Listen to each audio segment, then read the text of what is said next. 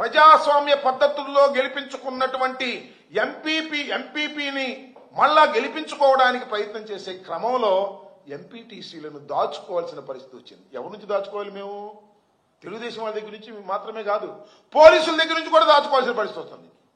పోలీసులు అఫీషియల్స్ కలిసి ఆ నియోజకవర్గంలో ఏదో ఒక విధంగా తెలుగుదేశాన్ని, కేవలం ఒక్క సీటు గెలుచుకున్నటువంటి తెలుగుదేశాన్ని గెలిపించాలని తాపత్రయపడుతున్నటువంటి సందర్భంలో నేను ఈ పని చేస్తే తప్పేంటని నాకు అర్థం కాల.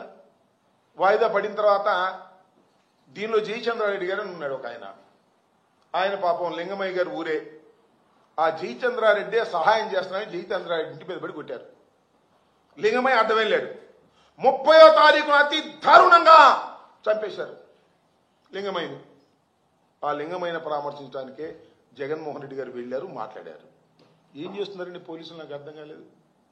ఇలా జరుగుతూ ఉంటే ఈ పోలీస్ వ్యవస్థ, లా అండ్ ఆర్డర్ను కాపాడవలసినటువంటి పోలీస్ వ్యవస్థ తెలుగుదేశం వారి కొమ్ము కాస్తున్నప్పుడు, దౌర్జన్యం చేస్తున్నప్పుడు, వారి పక్షాన్ని నిలబడినప్పుడు ఏం చేయాలి మేము? నాకు అర్థం కాలే. అత్తిల్లో కూడా ఇదే పరిస్థితి. అత్తిల్లో కూడా మొత్తం అత్తిల్లో ఉన్నటువంటి పరిస్థితులు ఏంటంటే తణుకు నియోజకవర్గంలో అత్తిలి వెస్ట్ గోదావరిలో కూడా ఇదే పరిస్థితి. 20 మంది ఎంపీటీసీలు, వాళ్ళు 4. ఎవరు? తెలుగుదేశం 2, జనసేన 2. దానిలో ఒడంబడికలు 2.5 సంవత్సరాల వాళ్ళు, 2.5 సంవత్సరాలు వీళ్ళు అని మాలోనే ఒడంబడికి చేసుకుని రాజీనామా చేశారు. రాజీనామా చేస్తే మళ్ళీ ఎన్నిక వచ్చింది. ఎన్నిక వస్తే ఏంటి, అటు ఇటు చేసి ఇటు చేస్తే చివరికి ఏమైంది, ఒకరు ఇదైతే ఒకరు డిస్క్వాలిఫై అయ్యారు. 13-6, మాది 13, వాళ్ళు 6. ఎప్పుడు అన్ని ప్రలోభాలు చేసిన తర్వాత కూడా ఏం చేశారండి ఆ రోజు ఎన్నికల్లో? పాపం మా మాజీ మంత్రివర్యులు నాగేశ్వరరావు గారు వాళ్ళందరినీ వెంట పెట్టుకొని పోలింగ్కు వెళుతుంటే మొత్తం తెలుగుదేశం వాళ్ళు ట్రాక్టర్లు వేసుకొచ్చి, మోటార్ సైకిల్ వేసుకొచ్చి అడ్డం వచ్చారు. వెళ్ళలేదు, తిరిగి వెనక్కి వచ్చాడు. మొత్తాన్ని తీసుకుని, మొత్తం 13 మందిని తీసుకుని ఎక్కడికి వచ్చాడు? ఆయన ఇంటికి వచ్చి ఆయన ఇంట్లో కూర్చున్నాడు. ఇంటి చుట్టూరా చేరారు. చేరి పెద్ద పెద్ద కేకలేస్తున్నారు.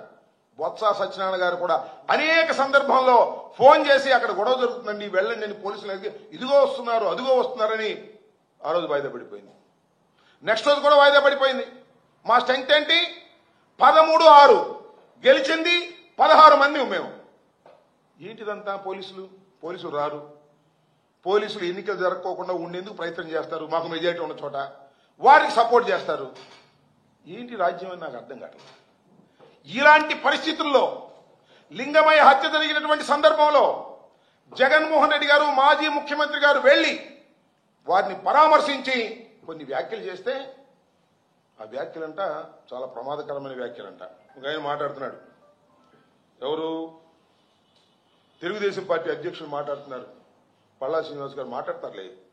ఆయన అంటాడు జగన్మోహన్ రెడ్డి గారు పెద్ద రౌడీ అంట. మేమో రౌడీలు మీరా? పోలీసులను అడ్డం పెట్టుకుని రౌడీ చేస్తున్నది మేమా మీరా? చెప్పయ్యా.